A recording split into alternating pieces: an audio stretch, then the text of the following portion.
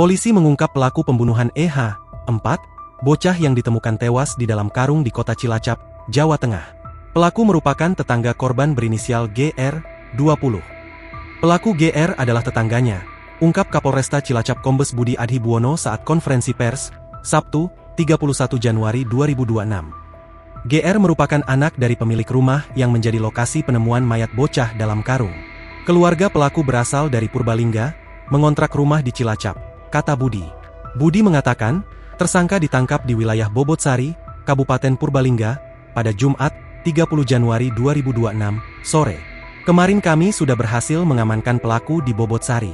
Setelah menerima laporan mengenai penemuan mayat balita pada pagi hari, pukul 17.30 waktu Indonesia Barat kami amankan pelaku.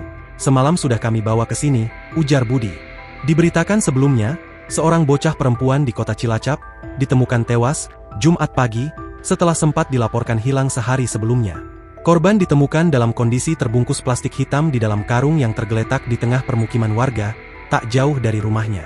Terakhir kali diketahui, korban bermain bersama teman-teman sebayanya di sekitar rumah pada Kamis, 29 Januari 2026, sekitar pukul 10 waktu Indonesia Barat. Korban sempat pulang ke rumah bertemu kakeknya bilang mau membeli es dan bermain kembali bersama temannya. Namun sampai sore tidak pulang, kata Budi di Mapolresta Cilacap, Jumat.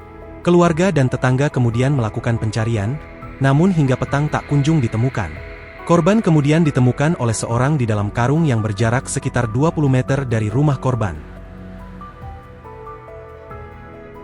Download Tribun X sekarang, menghadirkan lokal menjadi Indonesia.